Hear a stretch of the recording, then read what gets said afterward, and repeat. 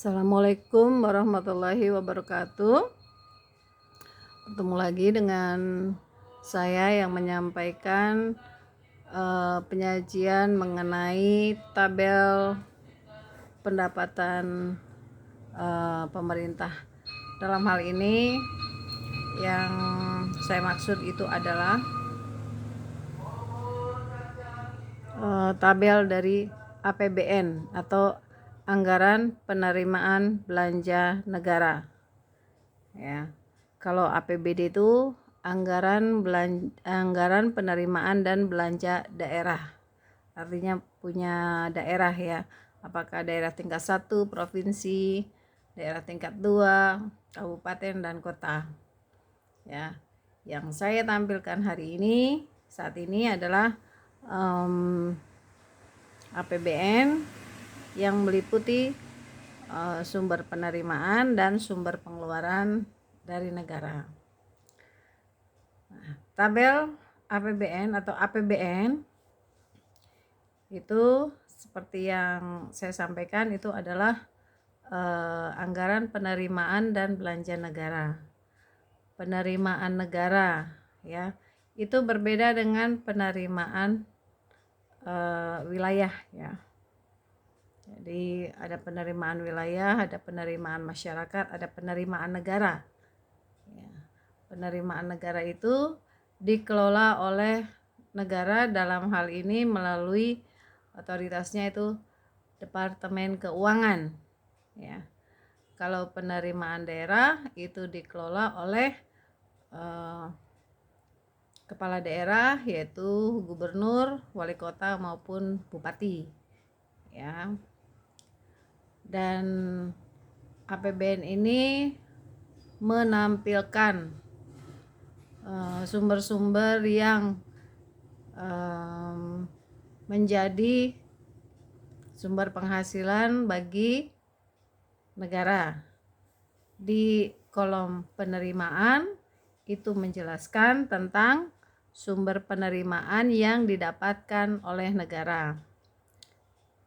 Nah, kali ini yang saya contohkan adalah sebuah angka realisasi ya. Di sini tertulis realisasi pendapatan negara dalam satuan miliar rupiah ya di tahun 2001, 2002, kemudian 2023 ya. Itu realisasinya. Ya. Angkanya memang dalam pengaturan Excel-nya masih harus dirapihkan ya tampilannya gitu. Tapi yang penting adalah mahasiswa memiliki kemampuan dalam menerjemahkan, membaca angka yang tertera tersebut. Kalau satuan miliar itu bagaimana cara membacanya kan gitu ya. Itu yang penting ya. Nah, kemudian dalam aspek penerimaan ya. Di sini ada sumber penerimaan keuangan. Nah, dalam penerimaan ini meliputi sumber dari mana saja. Ada perpajakan, kemudian ada penerimaan perpajakan, ada pajak dalam negeri, ada pajak perdagangan internasional, ada penerimaan bukan pajak ya. Kemudian ada juga yang disebut dengan hibah. Ya, hibah nih yang sini. Ya, ada penerimaan, ada hibah kan gitu ya. Nah, ini semua dalam kolom akuntansi ini masuk dalam kolom debit ya atau penerimaan ya. Nah, tentunya masing-masing bagian, yaitu penerimaan perpajakan, kemudian ada pajak dalam negeri ya, dan seterusnya itu ada spesifikasi lebih rincinya, di mana kita bisa tahu jenis-jenisnya, besaran secara detailnya itu dari Kementerian Keuangan ya. Kementerian Keuangan memiliki data yang lengkap mengenai sumber-sumber penerimaan secara detail. Nah, di dalam APBN yang juga dikeluarkan oleh Kementerian Keuangan itu diringkas ya, diringkas seluruh aspek dari penerimaan negara itu semua diringkas. Sekarang di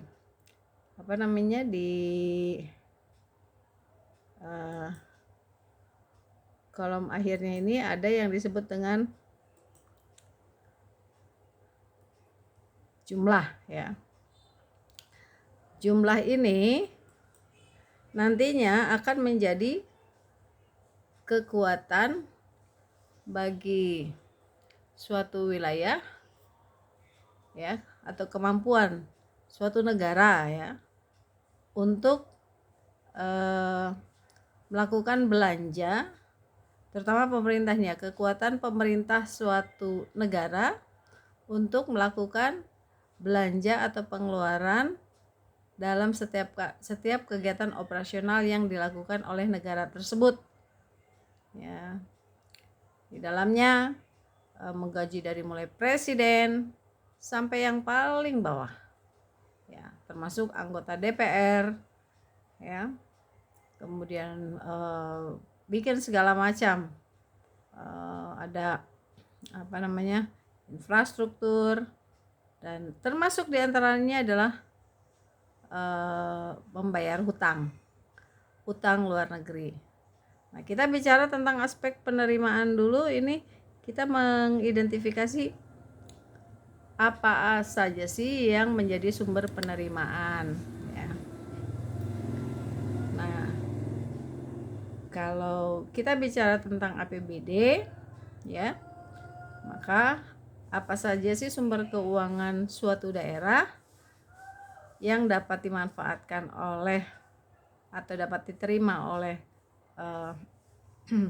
pemerintah daerahnya untuk menjadikan sebuah kemampuan dalam melakukan pembelanjaan operasional ya. Nah, kemudian nantinya anggaran penerimaan yang sudah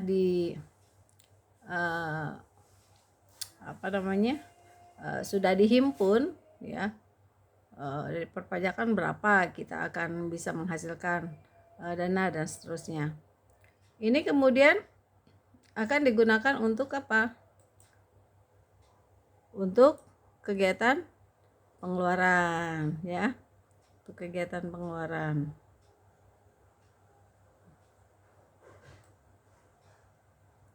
Nah,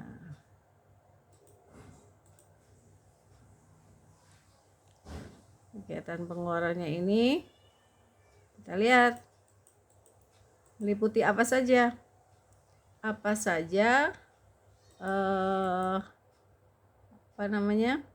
kegiatan pengeluaran, anggaran pengeluaran yang dilakukan oleh pemerintah, dalam hal ini pemerintah pusat ya. Pemerintah pusat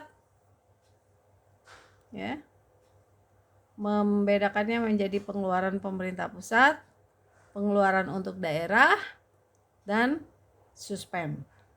Nah, apa itu suspend? Ini nilainya juga 0 ya. Nah, untuk pengeluaran pemerintah pusat untuk apa aja?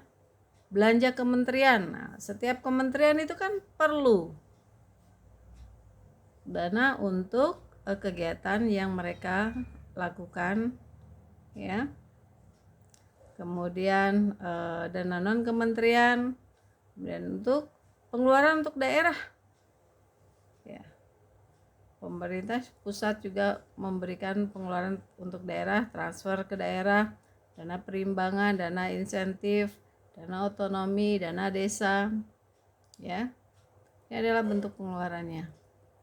Nah, jadi pengeluaran ini adalah kegiatan operasional yang dilakukan oleh pemerintah melalui kegiatan yang dilakukan mulai dari presiden sampai dengan pembantu presidennya, sampai dengan menteri ya, sampai dengan menteri. Ini yang digunakan ya. Sedangkan untuk dana operasional yang digunakan untuk oleh kepala daerah itu menggunakan APBD bukan APBN. Kalau APBN itu dipakai oleh presiden dan menterinya, juga anggota dewan ya. Jadi apa saja kontennya? Yaitu tadi ada pengeluaran pemerintah pusat, ada pengeluaran untuk daerah, kemudian ada suspend. Nah, ini yang menjadi fokus ya. Di dalam APBD tentu uraian jenis pengeluarannya berbeda dengan pusat. Nah, perbedaan itu yang kemudian menjadi sebuah ciri khas yang ada yang seragam, ada yang berbeda di antara masing-masing wilayah. Ya, pengeluarannya berbeda-beda. Namun pada kenyataannya sekarang kita lihat misal di tahun 2020 ya, angkanya ini kan satuannya miliar ya, berarti berapa? 2 billion 595 triliun 481 miliar. Nah, sama nggak dengan ini jumlah pengeluarannya, sama nggak dengan penerimaannya? Kita lihat di penerimaannya atau pendapatannya 2020. Oh, nggak ada, kita ambil 2021. 2 billion 697. Nah, kita lihat 2 billion ya, artinya kurang dari ya, penerimaannya kurang dari ini 2 billion ya, kurang dari ya. Kalau kita lihat selisihnya, katakan misalnya kita akan menghitung selisihnya ya. Ini penerimaan di tahun 2021, kemudian pengeluaran di 2021 ya kan. Nah, itu mana yang lebih besar? Apa artinya kalau penerimaan lebih besar dari pengeluaran, itu artinya apa? Nah, itu yang harus diterjemahkan oleh Anda sebagai sebagai analis ekonomi ya. Artinya adalah surplus ya. Berarti keuangan negara dalam kondisi yang surplus, di mana penerimaan lebih besar daripada pengeluaran. Sedangkan kalau sebaliknya, pengeluaran lebih besar daripada penerimaan, maka kondisi keuangan negara adalah defisit. Nah, di mana dari mana pembiayaan defisit itu dilakukan? Artinya bahwa pengeluaran ini kan sudah direncanakan adalah sejumlah pengeluaran yang dibutuhkan, diperlukan, harus dikeluarkan sebesar itu. Namun kalau penerimaannya kurang, maka harus ditopang oleh sumber dana yang lain. Nah, disitulah muncul peluang yang disebut dengan utang luar negeri. Jadi terjadinya utang luar negeri karena adanya perbedaan antara anggaran penerimaan dengan anggaran belanja. Ya, terjadinya karena anggaran belanja atau pengeluaran lebih besar daripada anggaran penerimaan, sehingga memicu inisiatif dari pemerintah untuk melakukan pinjaman kepada luar negeri, disebut dengan utang luar negeri. Nah, dari segenap angka-angka yang terjadi, Anda menganalisis tentang transfer daerah, dana desa, dan sebagainya. Ini bersumber dari tabel APBN ini. Sedangkan untuk APBD itu dia punya pos yang berbeda, analisisnya berbeda. Tapi yang jelas bahwa APBN ini menyajikan akuntansi pelaporan berapa dana penerimaan dan berapa dana pengeluaran yang dilakukan atau dimiliki oleh pemerintah baik pusat maupun daerah ya, sebagai kekuatan untuk melakukan segala kegiatan operasional.